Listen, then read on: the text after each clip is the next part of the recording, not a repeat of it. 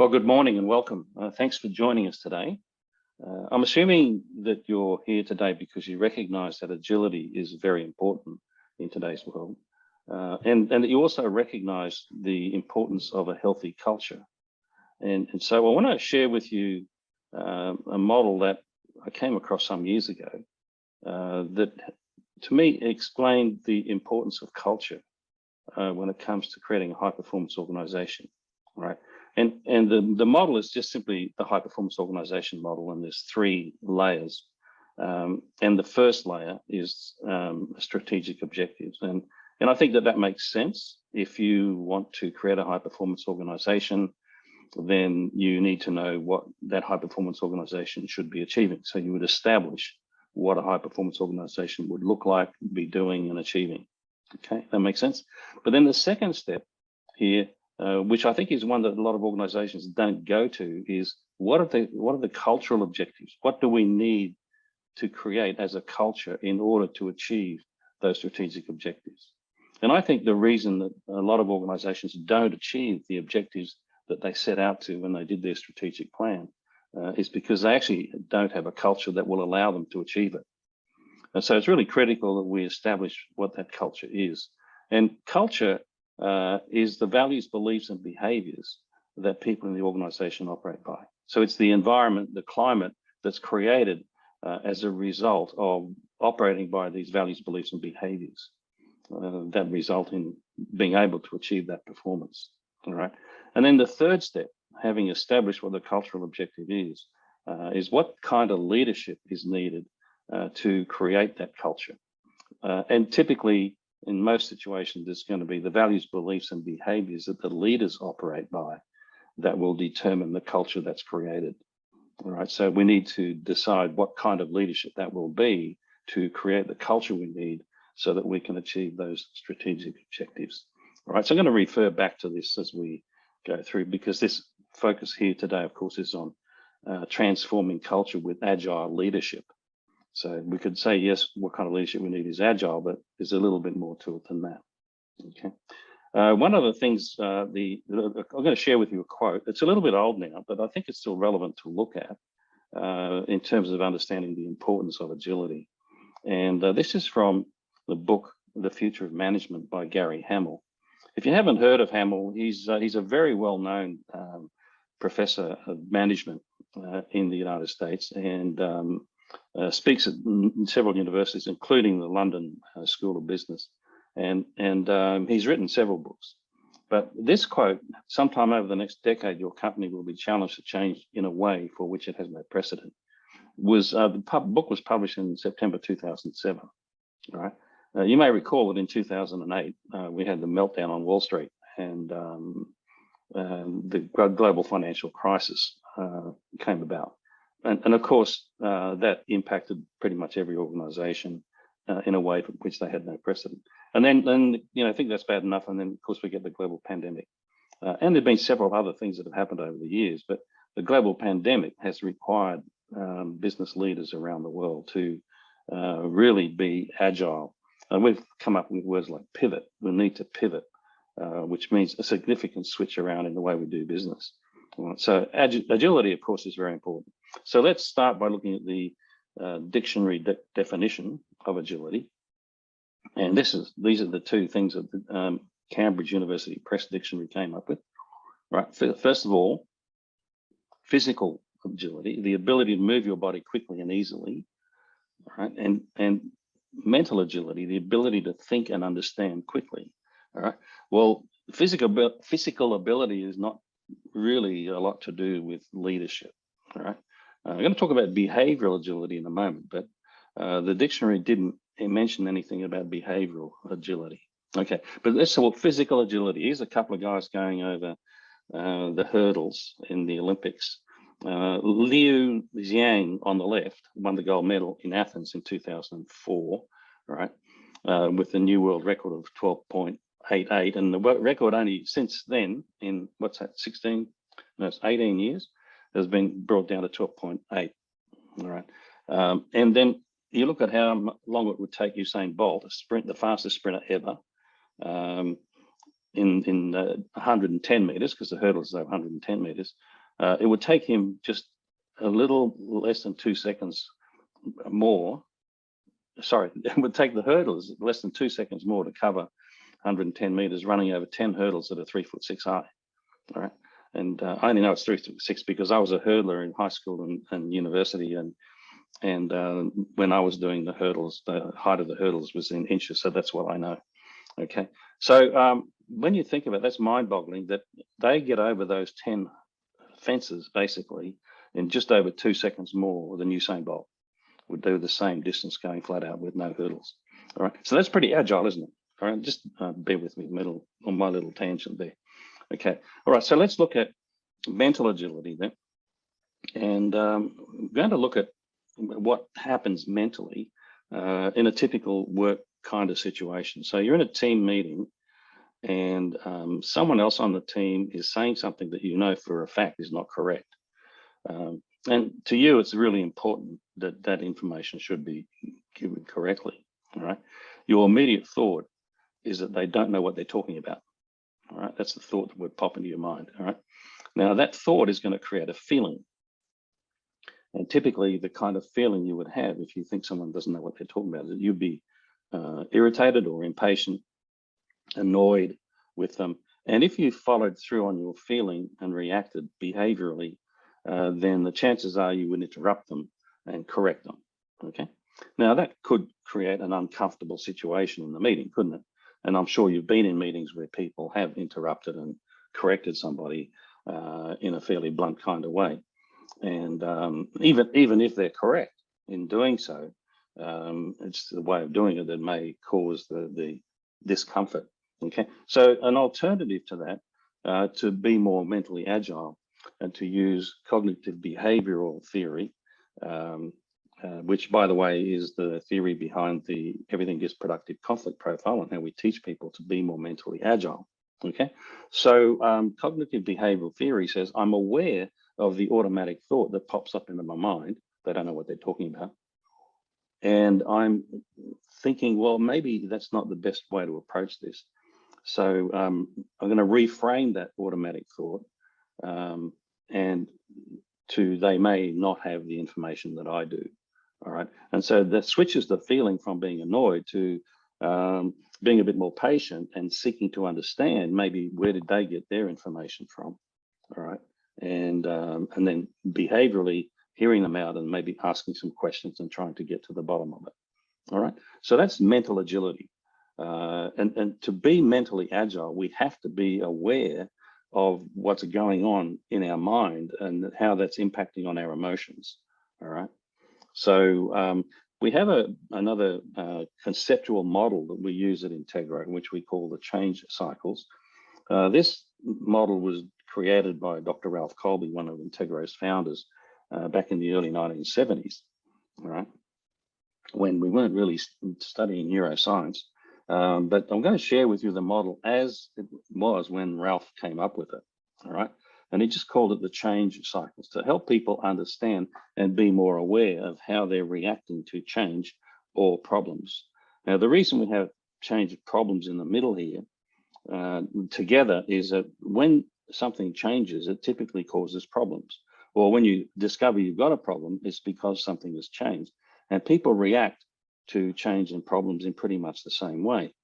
And so I want to explain how this affects your ability to be mentally agile, all right? And so if you perceive the change or problem as a threat, all right, then it's going to trigger negative emotions and you're going to react defensively. So if you feel threatened, the typical defensive reaction is fight or flight. That's all it was when I learned this stuff back in the late 70s. And yes, since then we've added freeze. Okay, I would say you could interpret freeze as another form of flight, but fight, yes, another form of flight. But anyway, it doesn't matter. Fight, flight, and freeze are instinctive survival reactions.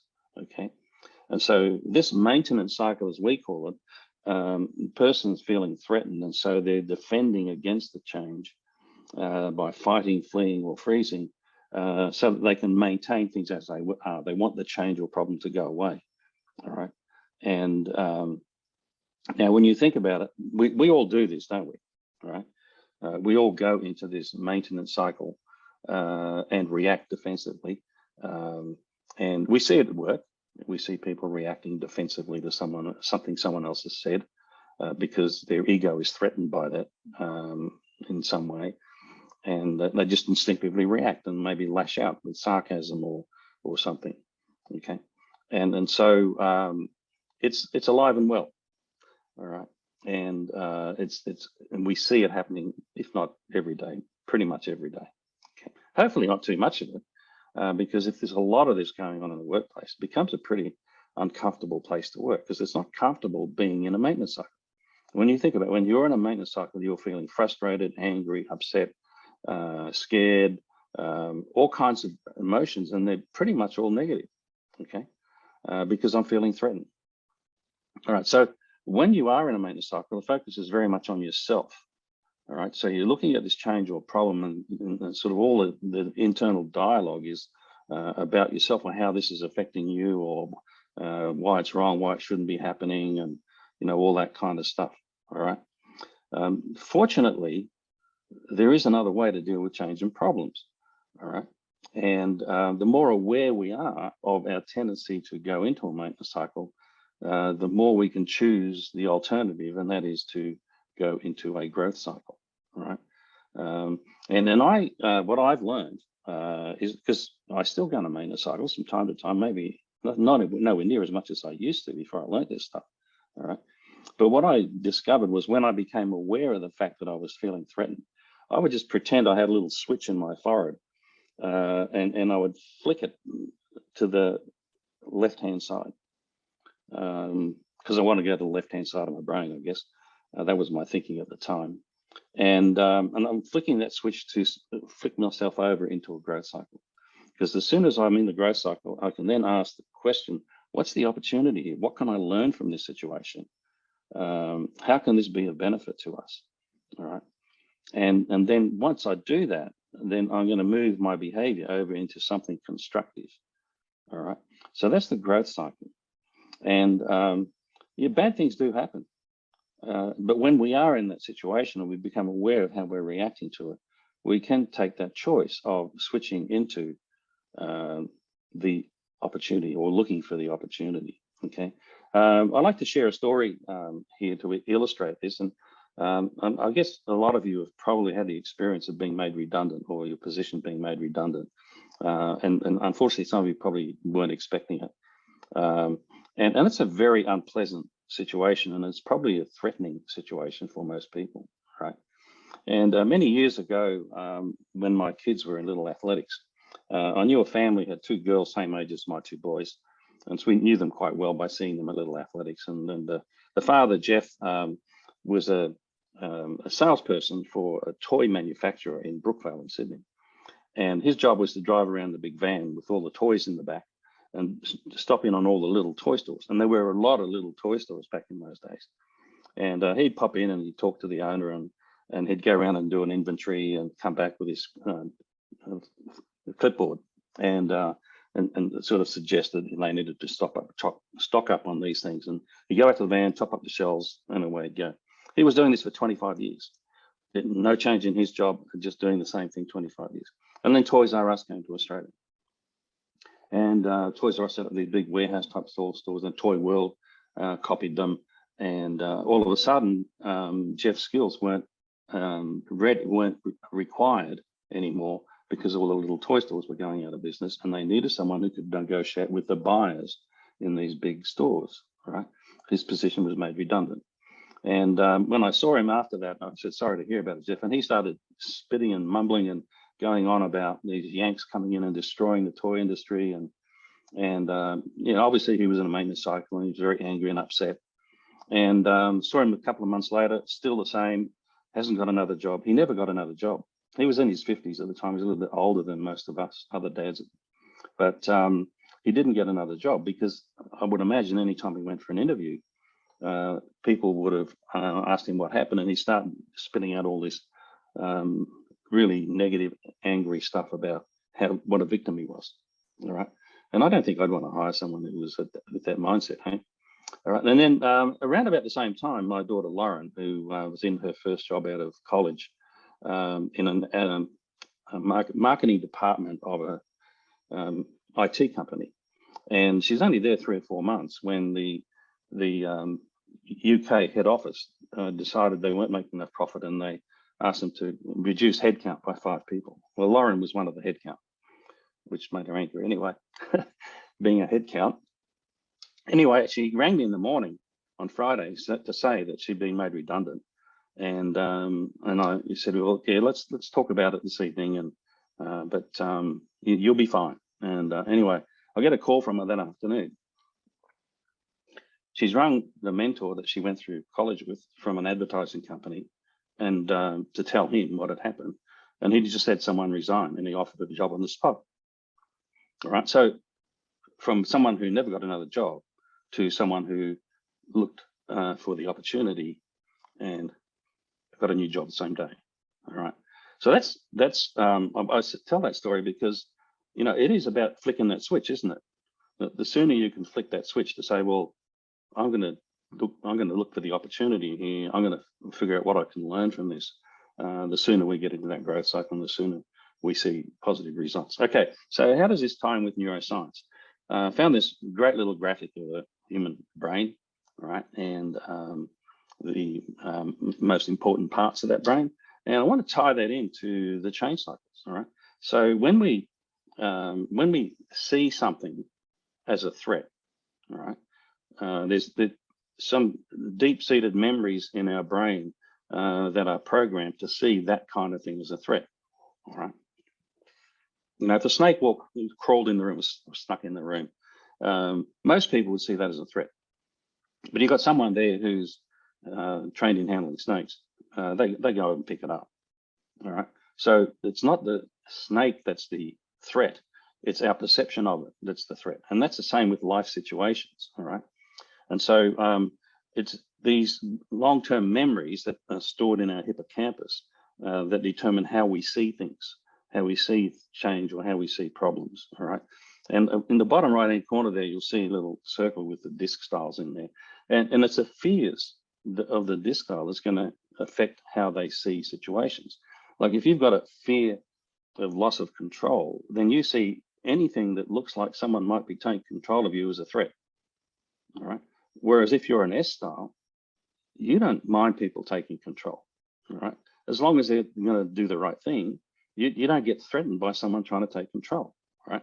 But you get threatened by saying or doing something that you suddenly think, oh, maybe that wasn't the right way to say that, or I might hurt their feelings. All right.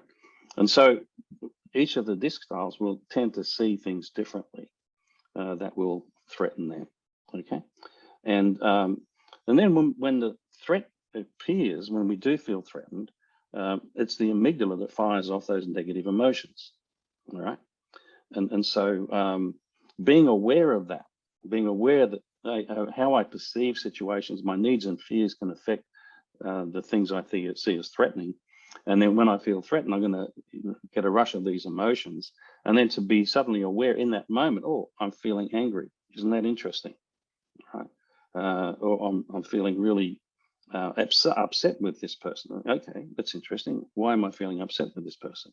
Okay, so what's the thinking that's caused me to react in a defensive way to that? Okay, and so that's moving us into the prefrontal cortex, asking those questions. All right, so what am I feeling? What am I thinking? And then what do I really want? And that more logical, the prefrontal cortex is combining thoughts and emotions to make decisions about what's the best way to handle the situation. And that's when we move into the growth cycle. Okay, so I think that this is really valuable for leaders to understand. All right, because if we have leaders who are constantly reacting defensively and negatively and coming out with criticism and negative emotion, that's not a very good environment for people to feel like they belong and that they're valued and to be engaged and passionate about what they're doing. Okay, So we need leaders who can spend more time in the growth cycle, and self-awareness is really key to that. Okay, so we just added another variation on this that ties in with the behavioral agility thinking. And just because of the language we use these days, and there's a lot of people talking about the fixed mindset versus the growth mindset, it's the same thing as our maintenance and growth cycles, all right? So I want to switch the subject to flexibility just for a second before we go into more about agility. We've been working with this definition of flexibility in Intégro for 40 years because we have a flexibility assessment as well, but our definition of flexibility is the ability to relate to people in such a way that their needs are at least as important as yours. So for leaders to be agile and create the culture that they want, they need to be willing to focus on the needs of their people, all right, and recognize that those needs are just as important as the organization's needs and our needs. So if we can satisfy everyone's needs, then everybody's engaged and passionate and working towards creating a high-performing culture, okay? So everything DISC Agile EQ profile, I chose this as the tool to help leaders develop the mental agility and behavioral adaptability needed to create a high performance culture. So although this profile is not aimed only at leaders, I'm going to focus on it specifically for leaders in the rest of this session, okay? So how they can develop the leadership agility that they need to create that culture, okay? All right, so diving into the EQ profile, your EQ strengths, okay? First of all, let's have a look at the definition in the profile. Emotional intelligence is about having the agility to read the emotional and interpersonal needs of a situation and respond accordingly, okay? It's having the agility to read the situation and know how to respond to that, all right? There are different ways to be emotionally intelligent. Some will come more naturally to you than others. And no DISC style is inherently more emotionally intelligent than any other style, okay? All right, so the assumption behind this profile and the training around this profile is that everybody has EQ strengths. And they have EQ strengths because of their DISC style and the strengths of that style and the needs and priorities of that style, okay? And so when we go to the model itself and look at the DISC model related to the EQ mindsets, we'll see that each of the 8 scales has a mindset. And the 8 scales, of course, are D, I, S, and C, and the 4 combination scales of D, I, S, SC, and CD, okay? And when you look at those mindsets, and let's blow it up a little bit so we can read it a little bit better, okay? Each person is allocated 3 EQ strengths, all right? And we're going to look at an SC style person in just a moment. And so the SC scale down the bottom would be the composed mindset, all right? And so their strengths would be composed, receptive, and objective, all right? Those would be 3 mindsets that would come pretty naturally to them. And when we're talking about mindsets, we're saying when you go into any situation, you're likely to go in with your natural mindsets, the mindsets you're naturally strongest at. All right, so this SC person, and go into any situation, their focus is to be composed. Their goal is to be composed, right? And then if they're in a situation where that's not going to work for them, they're likely to feel very uncomfortable because they're not handling the situation well, all right? And I'm sure we've all been in situations which we weren't handling well and we felt really uncomfortable. And I think what you'll find is this model will help you understand why, okay? All right, so let's look at the 3 strengths for this individual. And in the profile, like we do with other DISC profiles, we ask them to tick cross question mark and to personalize it, all right? And make sure that this actually does fit. So they'll be reading through fairly detailed information about each of the 3 mindsets, its benefits for you. And if you get stuck in this mindset, you might do things that don't work for you, all right? So We're going to see how that works in a little bit. The page that I really like in this profile is page 5. And one of the reasons I love it is DISC is a needs-driven behavioral model. If you've been through any training of ours, almost every webinar of ours, we use the whole person concept at some point, which shows the iceberg model, and the DISC is at the bottom of the, the needs are at the bottom of the iceberg, and the behavior is the tip of the iceberg, all right? And, but the behavior we use, because of our behavioral style, is the behavior that satisfies our deepest needs, our psychological needs. Like, for example, D style's outstanding need is achievement, all right? So what do? They set goals, they create plans, they execute plans, they achieve goals. They behave in a way that satisfies the need, okay? And then the same with all of the other styles. This profile here is the only DISC profile where it actually spells out the needs that drive your behavior. Okay, so here, at the bottom of this page, you'll see the 4 needs of this SC style person. And because they need to be dependable, they need stability and predictability, they need freedom from pressure and criticism, and they need harmonious relationships, they use those 3 mindsets. Those mindsets will satisfy their needs, okay? And so you can also see that if they looked at what would be required for them to use, say, a dynamic mindset on the DI scale, the opposite of where they sit, that behavior would be a threat to them satisfying those needs, and so would therefore feel uncomfortable. All right. Okay. I'm going to switch to my profile now, and moving on to stretching. Okay. You'll see that in this graphic, the 3 that are my needs. I'm an SI style. So empathizing, receptive, and outgoing are the 3 mindsets that I most naturally go into situations with. All right. And then the ones on the other side, the ones that are in not faded out, are the 5 mindsets that don't come naturally to me. Now I've gone through and ticked the one that I think I am comfortable using, which is dynamic. And then I've got 4 that I put a cross on, which are not natural for me, and they do require some effort to switch to. Okay. Dynamic, it turns out that in my workplace profile, I have an extra priority on action on the DI scale. So that sort of fits in with my being naturally stronger in the dynamic mindset as well. Okay, so when we dig into this section of the profile a little bit further, we'll see that we have a page for each of the 5 mindsets that don't come naturally to us. All right, and so here's the resolute mindset, all right? And it gives me a little scenario at the top there. You're swamped, your attention spread across multiple assignments, and someone asked me if I can take on just one more thing, right? But I try to refuse, but they keep pushing, okay? So how do I deal with that? This is a situation where I need to stand my ground, okay? And the assumption is that I do need to stand my ground. I've got too much on my plate, all right? And so it explains what that resolute mindset is about, like standing by your ideas and needs in the face of opposition. And then there's an effort meter. It tells me how much effort it's going to take me to do that. And in my case, I'm moving around to a lot. It's going to take a fair bit of effort for me, okay?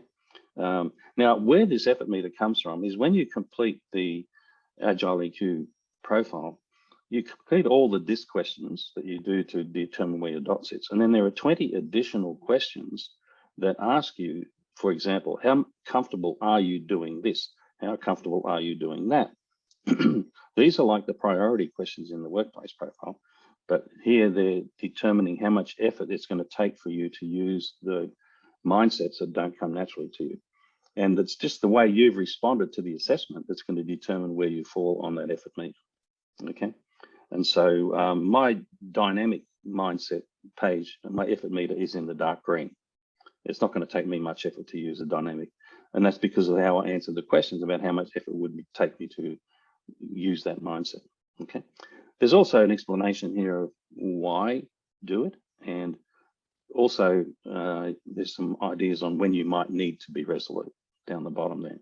So you go through these 5 pages and you determine which of those mindsets you would most like to work on. Okay.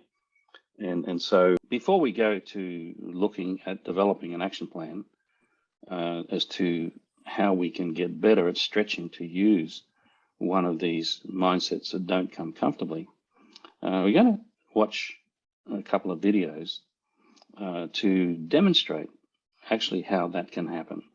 All right, so we've got 4 team members, the actors that Wiley used to create these videos. And if you've got a workplace profile kit, you will be familiar with these 4 characters because they're in the Galaxy project. But what we're going to do is we're going to watch one of these team members, and they're going to demonstrate what happens when they get stuck in their natural mindset. All right. So Sally's natural mindset is to be self-assured. Okay. So we're going to see Sally being her typical self-assured self, but not letting go of it. All right. And then what happens, how that affects the rest of the team. Right. And then after that, we're going to watch another video of Sally adapting to use the receptive mindset. So they're going to have the same kind of conversation, but halfway through, Sally's going to adapt. So we can see visually how it actually does work and that it can happen and how it can happen. All right, so let's watch the first video of Sally's natural mindset. We should probably take some time with. I think we could. So probably clear this I up. was wondering if we could revisit Project Accolade's rollout since I'm still feeling a little shaky about the whole thing. Sure, there's still some stuff to iron out anyways. Iron out? I thought we were moving forward. Well, I'm worried that some of the clients might find some of the changes, well, alienating. Why alienating? Like when we lost the Paulson account. Remember that? The Paulson account. That was a totally different situation. Losing the Paulson account was a one-off. Well, yeah, in some ways, but still, don't you think we should consider the possible ripple effects? We have considered it, and this is a sure thing. I mean, fresh ideas, staying relevant. Why wouldn't we do it? I mean, I see where you're coming from, but I can't believe we're back here again. The rollout, it's the right move. you know, have we thought through how this change could affect the packaging department? Well, they're incredible. Packaging can handle it. They always do. I don't think it's as easy as you're making it out to be. I think we need more time to think this through. We've actually got to do something. The path is clear, folks. I mean, I'd be happy to take charge, take the lead if that's the issue. That's really not the problem. I think we're all aware that you're willing to lead. Yeah. Somebody has to. I mean, I could email Jen right now and get the whole matter handled. No, listen, I think it's clear that the team is still wrestling with this. That's the problem. We should not still be wrestling, not so much on the line. I don't know what else I need to say. If we could just have one more meeting, I think that Oh, might actually... look, either way, you're going to realize that this rollout is the way to go. Well, And meanwhile, I'm going to email Jen and tell her I can get this thing moving.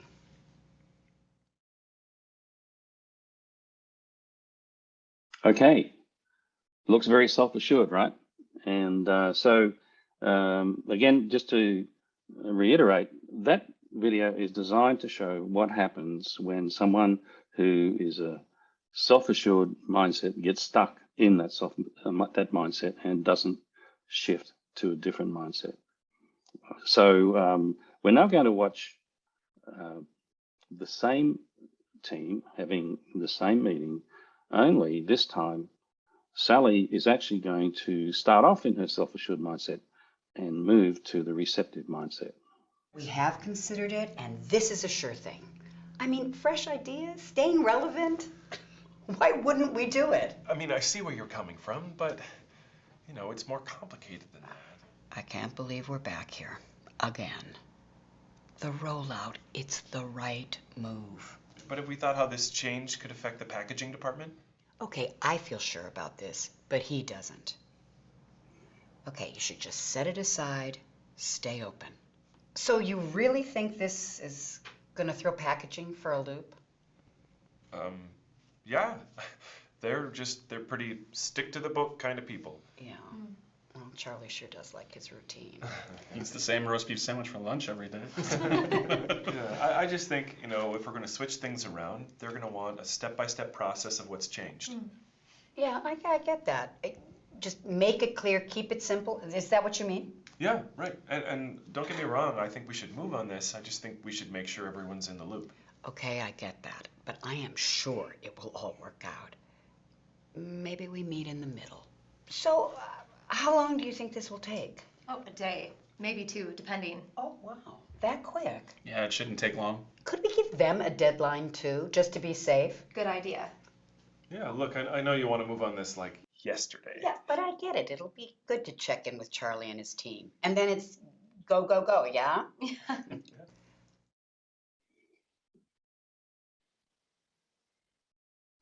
Okay, so the video clearly demonstrates that it's first of all the mental agility that has to happen.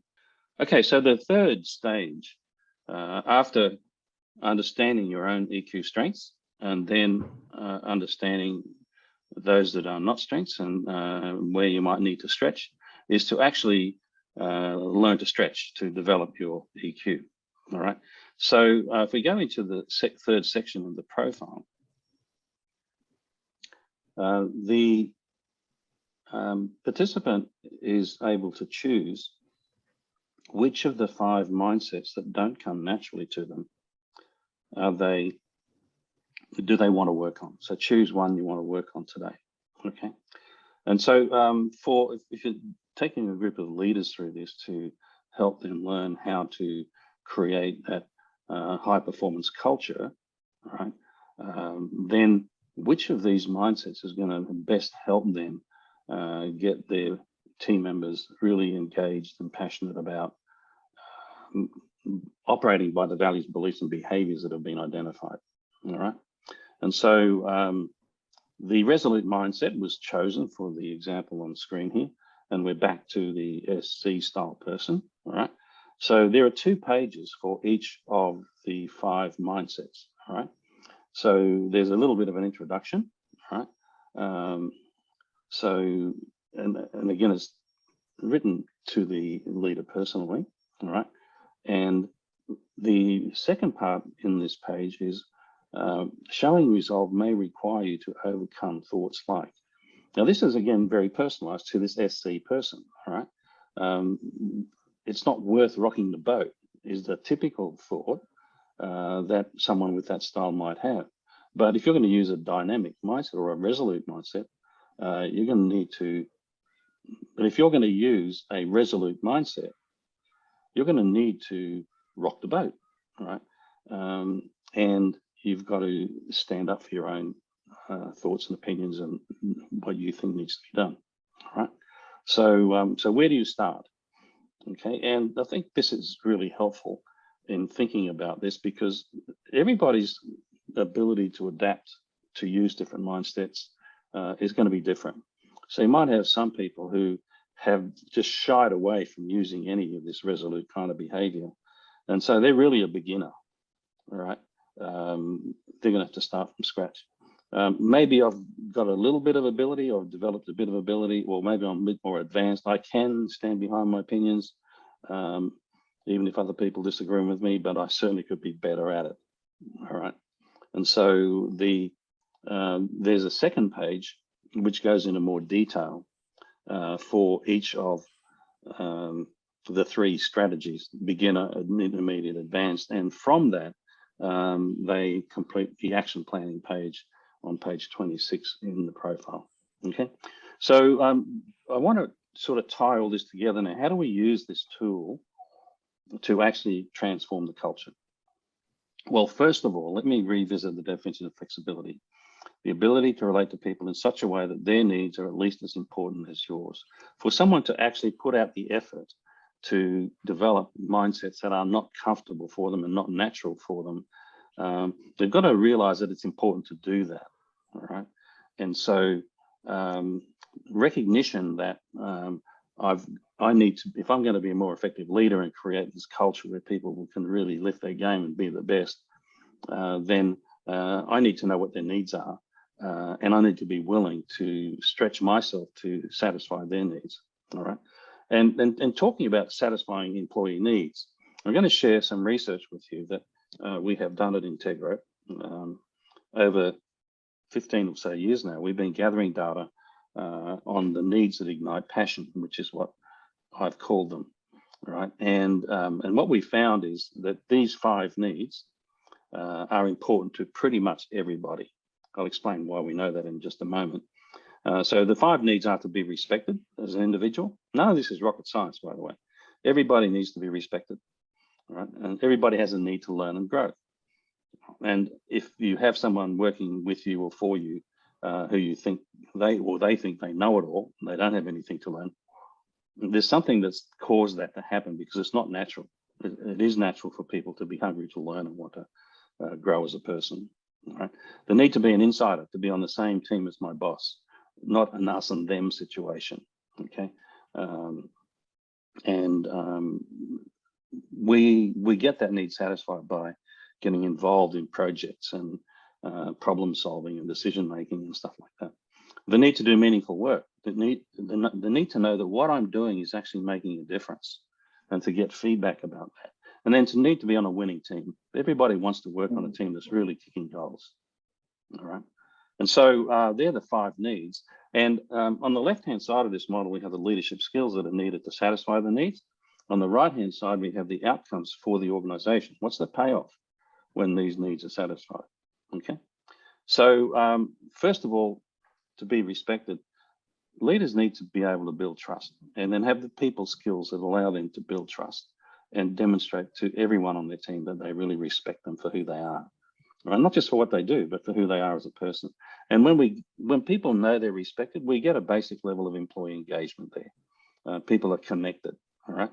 The need to learn and grow requires leaders to coach, counsel, mentor, right? Spending time with people, focusing on what do they need to learn, what do they want to learn, what will help them grow in their role and contribute more to the organization. And when we satisfy that need, we end up with more talented, skillful employees, of course. The need to be an insider. The leader needs to be inclusive of everybody, ensuring that everybody feels included and on the team. And as I said before, getting involved in projects and problem solving and decision making is really helpful there. Okay. The 4th need, to do meaningful work. The most meaningful thing for an employee is to know that what they do is aligned with the purpose, values, and vision of the organization. Right? How does what I do benefit the company? How does it benefit our clients or customers or the community? All right, to know that I'm contributing to something that's bigger than just me and just my job. All right, and when employees know that, they also feel more emotionally connected to the company and not just to the work that they do. And then to be on a winning team, obviously leaders need to build a high performance team to get everybody on the team performing at their best. And when you do that, the organization has a heap of passionate employees. Right now, we've surveyed 8,000 people to ask them how important these needs are to them personally. This is across hundreds of organizations in the United States and Canada and Australia. And we know that when we ask them how important these needs are to you personally, not just by the needs names, we've got items that we measure, but the average score is 9 out of 10 for importance for each of the 5 needs, right? All of these 5 needs are important to people. And so if they're not being satisfied, then passion goes down and engagement goes down. And we got data to prove that as well. We can show quite clearly how scores out of 10 for satisfaction on these have a huge impact on the level of passion and engagement employees have. Now, the thing that's important here is we're talking about passion for the organization as well as passion for work. We're not just talking about how engaged are you in your job, all right? And that's a significant difference. So what does this have to do with Agile EQ? Well, I want you to have a look at the mindsets here and which of these are required to satisfy the needs that ignite passion, all right? So which of these mindsets is a leader going to need to use to ensure that people feel respected, to know that they're respected. All right. What sort of mindset?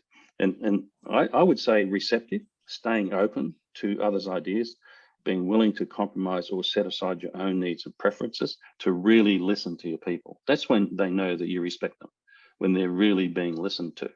All right. And also, I would say empathizing. All right. Reaching out with compassion, seeking to understand people's emotional needs and struggles, and being supportive. Then you know that your leader respects you, when you're seeing that behavior from your leader. Okay.